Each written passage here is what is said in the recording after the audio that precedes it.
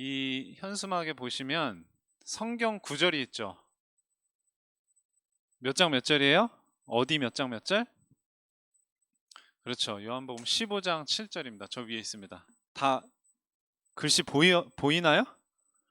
네, 다 같이 큰 목소리 한번 읽어보겠습니다. 저거 보고 너희가 시작.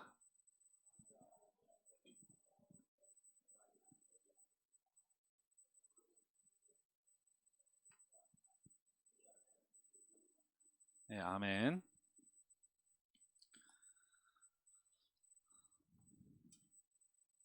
우리가 이제 무엇으로 사느냐? 우리 렘넌트들은 무엇으로 살아야 되느냐? 하나님은 우리가 무엇으로 살아야 되느냐에 대해서 뭐라고 말씀하시느냐면은 신명기 8장 3절에 보면 하나님께서 말씀하십니다. 내가 너희에게 너도 먹어보지 못했고 너희 조상들도 먹어본 적 없는 만나를 주신 이유가 뭐냐? 그게 뭐예요? 사람이 떡으로만 사는 것이 아니요 하나님 입으로 나오는 모든 말씀으로 사는 줄을 너희에게 알게 하려 하심이니라. 이렇게 이제 모세가 말했습니다. 예수님이 40일 동안 광야에서 시험 받으실 때도 이 말씀을 하셨어요. 마귀가 자꾸 돌을 떡으로 만들어서 먹어라. 그때 예수님께서 이 말씀을 인용하신 거예요. 신명기 8장 3절. 사람이 떡으로만 사는 것이 아니요 하나님의 입으로 나오는 모든 말씀으로 사는 것이니라. 그래서 말씀인데 그러면은 이 말씀 속에서 하나님이 어떤 내용을 우리에게 알게 하시느냐? 그게 다 말씀 속에 있습니다. 요한복음 5장 39절에 보면 너희가 성경에서 영생을 얻는 줄 생각하고 성경을 연구하거니와 이 성경이 누구에 대하여 증언하는 것이다 라고 말씀하셨냐? 나에 대해서, 예수님에 대해서 증언하는 게 성경 말씀이다. 예수님에 대해서 말씀하는 것이 성경이다 라는 거예요. 그래서 여러분 일본 권익일 할 때도 그렇게 다 고백하잖아요. 오직 해답은 성경에만 있다. 요한복음 20장 30절에서 31절에 보면은 사도 요한이 요한복음을 기록하면서 예수님께서 이 요한복음에 쓰지 않은 많은 표적도 행하셨는데 오직 이것을 기록하는 것은, 그 말은 요것만 내가 적는 것은 뭐라 그러는 거예요? 예수께서 하나님의 아들 그리스도이심을 믿게 하려는 것이요 또 그 이름을 힘입어서 생명을 얻게 하려는 것이다. 그러니까 예수가 그리스도인 것을 이 말씀을 통해서 우리에게 믿게 하시는 것이다. 그리고 그것을 통해서 생명 얻게 하는 것이다. 자, 그래서 말씀이라는 것은 예수님에 대해서, 그 예수님이 바로 그리스도시고 그 그리스도이신 예수님을 통해서 생명을 얻게 된다.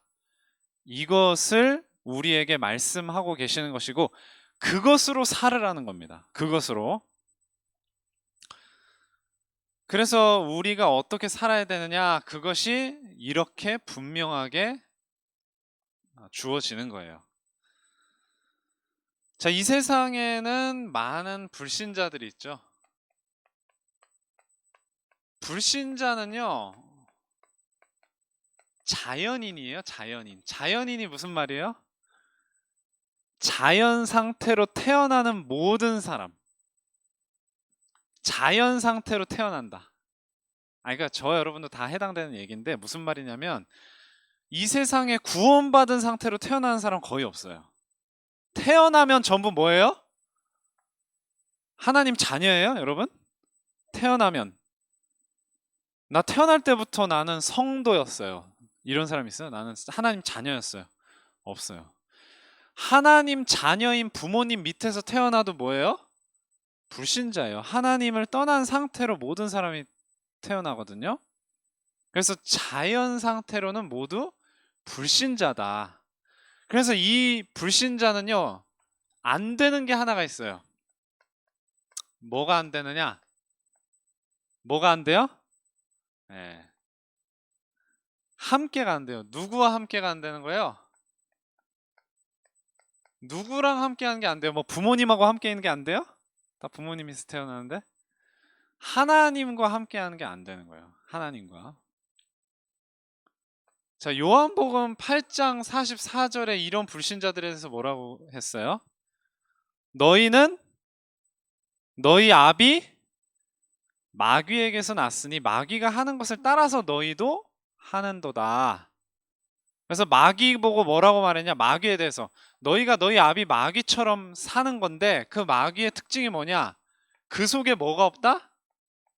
진리가 없기 때문에 진리에 서지 못하고 거짓을 말할 때마다 제 것으로 말한다. 그 속에 진리가 없는 거예요. 진리가 뭐예요? 진리는 다른 거 아니에요. 예수 생명. 또 달리 말하면 하나님하고 함께가 안 된다는 거잖아요. 하나님하고. 예. 불신자들은 하나님과 함께 있는 것이 불가능합니다. 그래서 어떤 상태가 되느냐? 그래서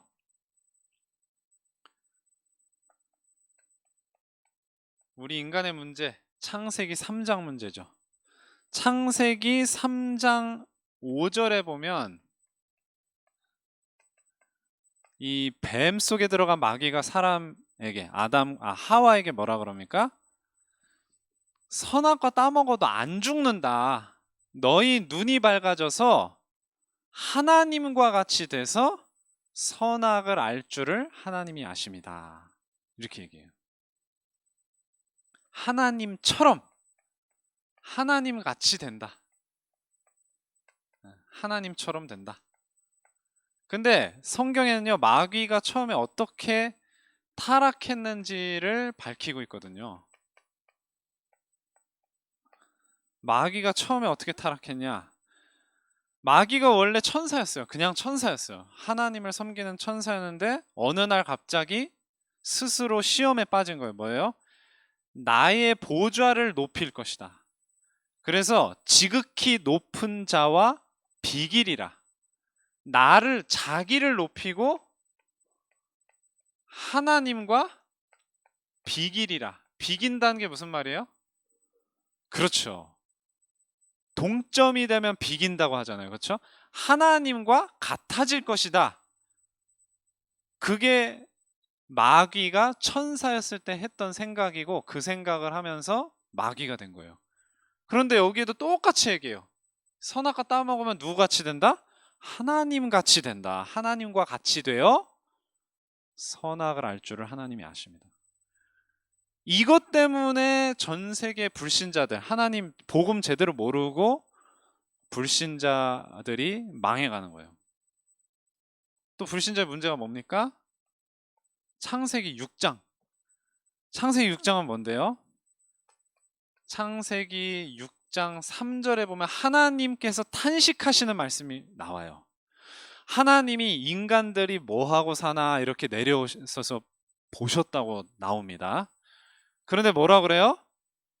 나의 신이, 나의 영이 영원히 사람과 함께 하지 아니하리니 이는 그들이 뭐가 됨이라? 육체가 됨이라. 아니 우리가 다 육체를 가지고 사는데 육체가 됨이라 이게 무슨 말일까요? 하나님이 사람을 어떤 존재로 창조하셨어요? 영적인 존재로 창조하셨어요. 영적 존재. 그런데 영적 존재로서의 특징을 다 놓쳐버리고 언약을 다 놓쳐버리고 뭐가 된 거예요? 육신적으로만 사는 거예요. 육신적으로만. 그래서 이것을 육신 중심이다 이렇게 보통 이야기를 해요. 오로지 먹고 사는 거, 오로지 잘 되는 거, 그것만 생각하는 거예요. 예수님이 뭐라고 하셨냐? 요한복음 6장 63절에 6장 63절에 뭐라고 그랬냐? 살리는 것은 영이니 육은 뭐하다? 육은 무익하니라.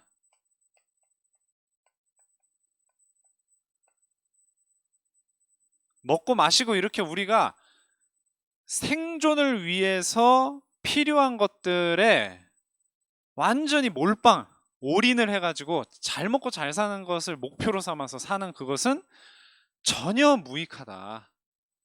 그런데 불신자들은 이 무익한 육신적인 것을 위해서 사는 거예요. 무엇을 먹을까, 무엇을 마실까, 무엇을 입을까? 염려하지 말라. 이것은 이방인들이 구하는 것이다. 불신자들이 구하는 것이다. 이게 불신자들 상태예요. 또 어떤 문제가 있습니까? 창세기 11장. 자, 창세기 11장에는 또 뭐가 나오냐?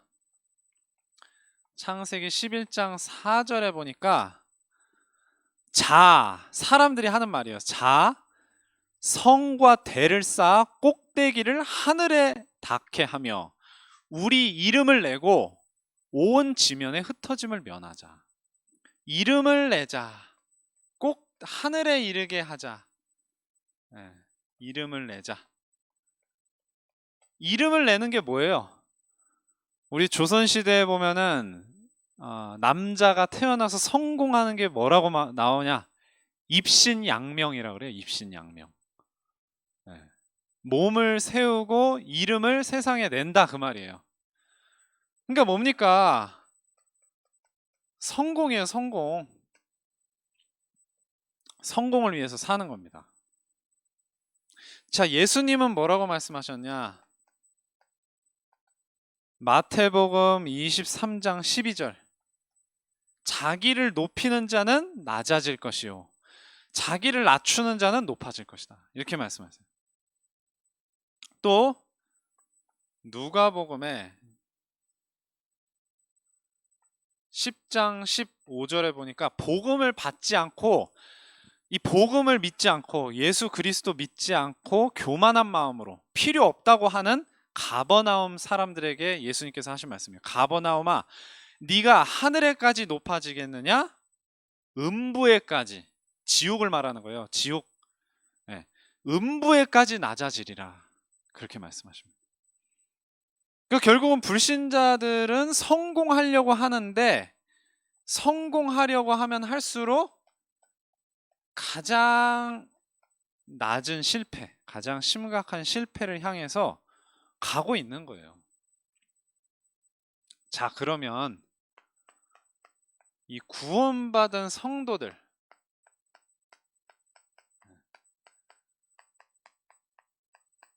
자, 여기 자연인이라고 그랬죠. 태어난 상태로 그대로 있으면은 뭐예요? 불신자거든요. 그런데 이 사람이 예수 그리스도를 믿고 구원을 받으면 성도, 다른 말로는 하나님 자녀가 되는 겁니다. 자, 그러면 성도는 어떻게 살죠? 함께가 불신자들은 불가능하다 그랬어요. 그런데 성도는요, 어때요? 영원히 함께합니다. 누구하고요? 하나님이죠, 당연히. 그래서 이사야 7장 14절, 마태복음 1장 23절에 그대로 인용되어 있는 말씀이죠. 처녀가 잉태하여 아들을 낳으리니 그 이름을 임마누엘이라 하리라. 이를 번역한즉 마태복음 1장 23절에 하나님이 우리와 함께 계시다 함이라. 요한복음 14장 16절에 보니까 또 다른 보혜사를 보낼 것인데 너희와 영원히 함께 있게 하실 것이다, 할 것이다. 또 예수님이 자기 자신에 대해서도 하신 말씀이에요. 볼지어다 내가 세상 끝날까지 너희와 항상 함께 있으리라 하시니라. 이렇게 말씀하셨어요. 그래서 우리 성도는 불신자와 가장 큰 차이점이 뭐다? 하나님과 함께 하느냐, 함께 하지 못하느냐. 그겁니다. 예수님이 왜 선지자, 제사장, 왕의 일을 이 땅에 오셔서 하시고 십자가에 죽으시고 왜 그러셨어요? 이거 하나 위해서요. 이거 하나 위해서. 이게 모든 문제 해결하는 거거든요. 하나님이 우리와 함께 계셔 주시는 것이 모든 문제 해결하는 거예요. 자, 그래서 이것을 우리 성도의 입장에서 하나님과 함께하는 것을 동행이라고 그래요. 하나님은 항상 성도와 함께 계세요. 항상. 근데 중요한 것은 우리 렘넌트 여러분이 하나님과 동행하느냐 그겁니다. 동행하느냐. 그래서 창세기 5장에 보면은 이 에녹이라는 분이 우리의 조상 중에 한 명이거든요. 에녹이 300년 동안 하나님과 동행했다. 에녹이 하나님과 동행함으로 하나님이 그를 데려가신 이후에 세상에 다시 있지 아니했다. 그렇게 말씀하십니다. 자, 지금 우리 강단 말씀 신명기 말씀을 계속 지금 강단 말씀으로 본문으로 받고 있는데요. 이 모세에 대해서 신명기에 뭐라고 기록되어 있느냐? 모세는 여호와께서 대면하여 아시던 자다. 요즘에 이제 코로나 때문에 비대면이 활성화되고 있어요. 비대면. 모든 서비스 사람과 사람이 마주보지 않고 처리하는 그런 뭐 전자결제 시스템이라든지 이런 게 발달하고 있거든요. 뭐 이전에도 발달하고 있었지만 그런데 우리가 하나님과 함께 할 때 하나님하고 뭐 하게 돼요? 대면. 하나님과 얼굴과 얼굴을 맞대고 산다 이 얘기예요. 불신자는 절대 불가능한 겁니다. 하나님 자녀만이 가능한 거예요. 또 뭐 엘리야도 있고 뭐 있는데 너무 또 많아지면은 좀 그러니까요. 자, 이렇게 하나님과 동행하기 위해서 반드시 필요한 게 뭐다? 각인이다. 여기서 이제 함께라고 했을 때 누구와 함께예요? 하나님과 함께잖아요. 이 각인은 무엇에 대한 각인이에요? 복음 각인이죠. 복음 각인. 그래서 신명기 6장 6절 신명기 6장 6절에 보면 오늘날 내가 너에게 명하는 이 말씀을 너는 뭐하고 마음에 새기고 무엇을요? 말씀을 내가 너에게 명하는 이 말씀을 마음에 새기고 하나님이 말씀을 우리의 마음에 새기래요. 새기는 걸 각인이라 그래요. 그래서 도장은 한번 여러분 이름을 새기면 뭐라 그러지? 인주라 그러나요? 그거를 묻혀서 찍으면 계속 나오잖아요. 그 여러분 이름이. 여러분의 마음에 말씀이 새겨지면 말씀이 각인되면 여러분들이 살아가는 모든 삶 속에서 뭐가 나와요? 여러분 마음에 새겨진 말씀이 계속 나오는 거예요. 그 말씀 따라서 인도받아 갈 수 있는 거예요.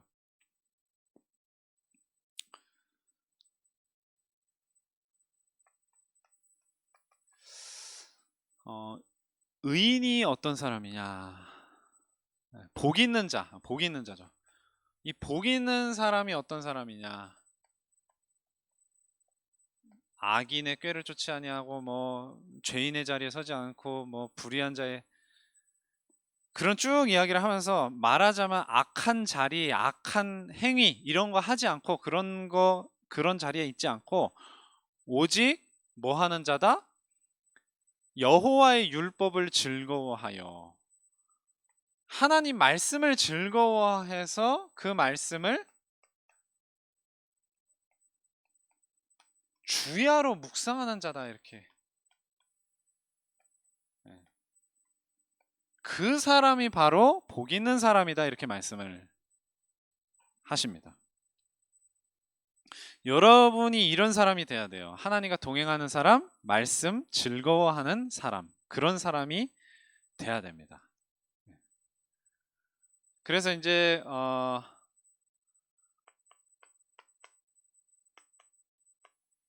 우리 렘넌트들에게 일어나야 될 일이요 바로 사도행전적 역사예요. 사도행전적인 일이다.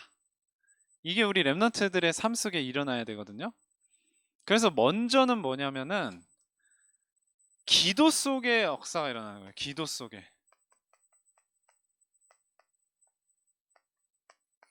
베드로가 사도행전 3장에 보면은 누구를 일으키죠?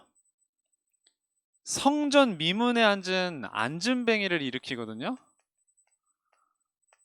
근데 사도행전 3장 1절에 보니까 뭐 한가하게 소풍 가다가 한가하게 놀러 가다가 안진뱅이 일으킨 게 아니고 뭐 하러 가다가 제9시 기도 시간에 기도하러 가다가 성전에 기도하러 가다가 안진뱅이 일으키는 역사가 일어나요. 사도행전 10장에 보면요. 사도행전 10장이 뭐냐면 사도 베드로와 이방인이었던 고넬료가 만나서 복음을 듣는 사건이 나와요. 그래서 고넬료의 모든 가족과 권속들이 거기에 소속돼 있던 종들까지 싹 다 구원을 받는 역사가 일어나는 장면이거든요. 근데 처음에 그 사건이 어떻게 일어나냐면 고넬료라는 사람이 먼저 제9시쯤에 여기 이제 그냥 제9시라고만 나와요. 그런데 이제 뒤에 고넬료가 베드로에게 직접 증언한 말에 보면은 제9시 기도 시간에 제9시 기도를 하는데 천사가 나타나서 나한테 베드로 만나라고 했다. 이렇게 얘기합니다. 그러면 이제 베드로는 어떠냐? 베드로는 뭐라고 하냐? 기도하려고 지붕에 올라가니 그 시각은 제6시더라. 제6시. 여기 고넬료도 제9시. 이게 뭡니까? 정시기도예요. 정시기도. 이때 베드로에게 하나님께서 환상을 보여주시면서 이방인에게도 거리지 말고 복음 전해라. 이때 처음으로 이방인에게 복음 전하는 역사가 일어나요. 신약에서. 또 바울도 마찬가지입니다. 바울이 그 빌립보에 가서 전도할 때 루디아라는 사람을 이제 전도하게 되거든요. 여잔데. 근데 그 사람을 전도하기 위해서 가기 전에 원래 뭐 하러 가고 있었냐? 기도하는 곳에 가다가라고 말을 하고 있어요. 바울이 기도하는 곳에 가다가 사람을 만났는데 그 사람이 하나님이 만나게 하신 구원받을 자고 제자될 자였다 하는 거예요. 무슨 말입니까? 우리 렘넌트의 삶이 기도 속에서 진행되고 있을 때 역사가 일어나는 거예요. 기도 속에서 진행되고 있을 때. 자, 그래서 이렇게 기도 속에 있을 때 기도 속에서 전도 사명을 감당하는 제자의 삶을 살게 되는 거예요. 마태복음 16장 19절에서 20절에 예수님은 모든 일을 끝내시고 하나님 우편에 앉아 계시는데 제자들이 나가서 복음을 전파할 때 주께서 그들과 함께 역사하사 그 따르는 표적으로 말씀을 확실히 증언하시니라. 예수님이 저와 여러분이 복음을 전파할 때 그 표적으로 증언을 하신대요. 예수님이 다시 내려오시는 게 아닌데 그건 나중에 내려오시죠. 근데 지금 그렇게 한다는 겁니다. 그래서 사도행전에 보면요. 뭐 지금 제가 다 안 쓰겠습니다. 구절 하나하나를 주의 영이 이런 말씀들이 많이 나와요. 주의 영이 빌립을 이끌어 간지라. 또 주의 손이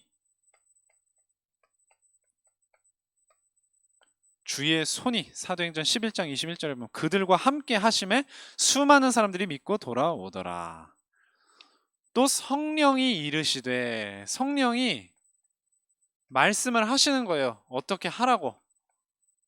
성령이 이르시되 내가 불러 시키는 일을 위하여 바나바와 사울을 따로 세우라. 그리고 주께서 그들의 손으로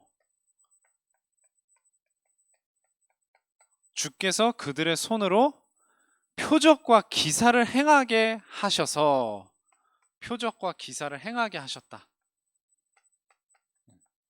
그게 전부 사도행전에 나타나는 중요한 시간표마다 벌어진 일들이에요.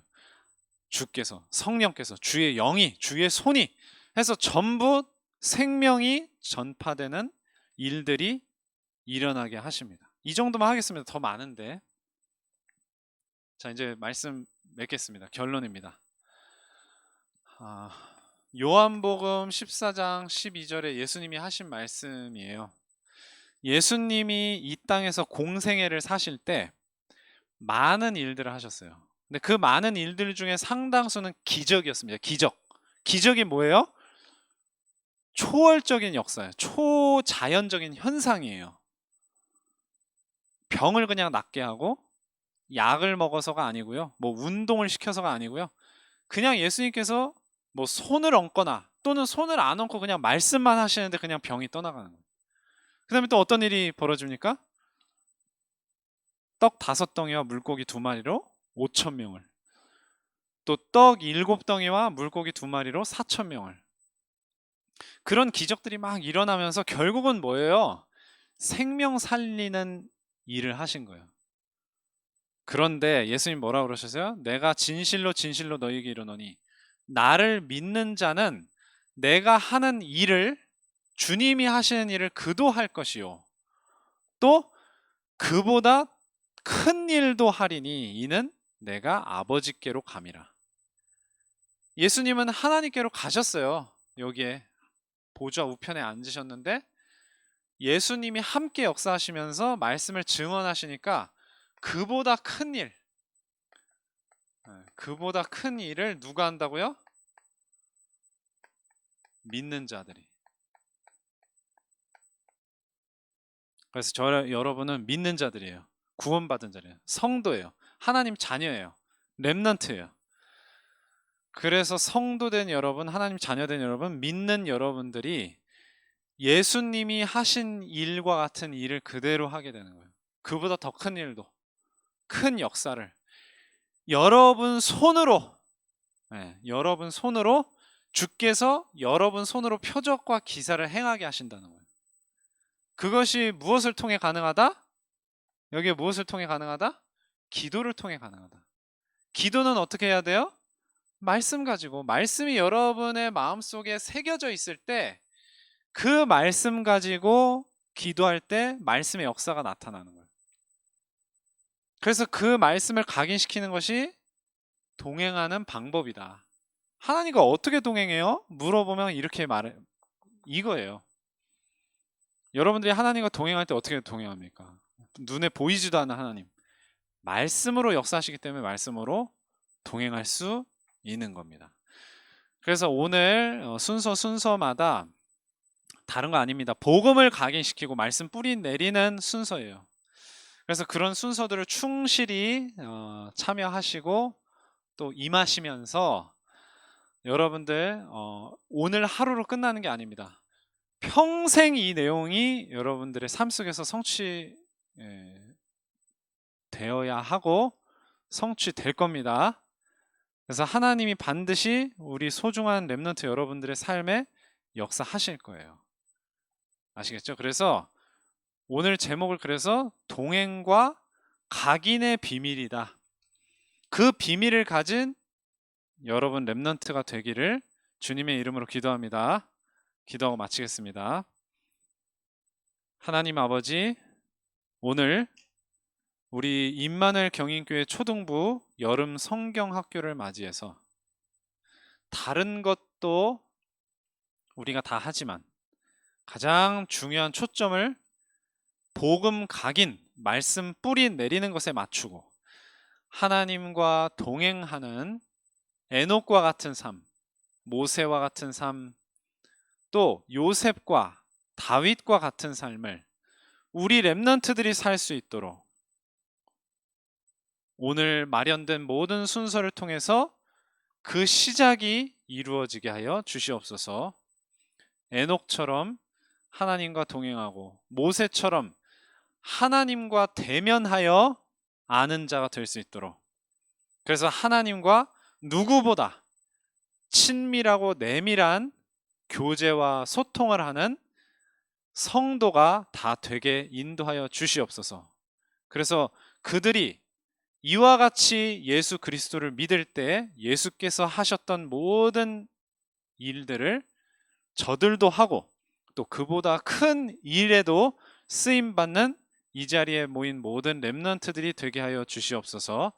이 모든 말씀 예수 그리스도의 이름으로 기도합니다. 아멘.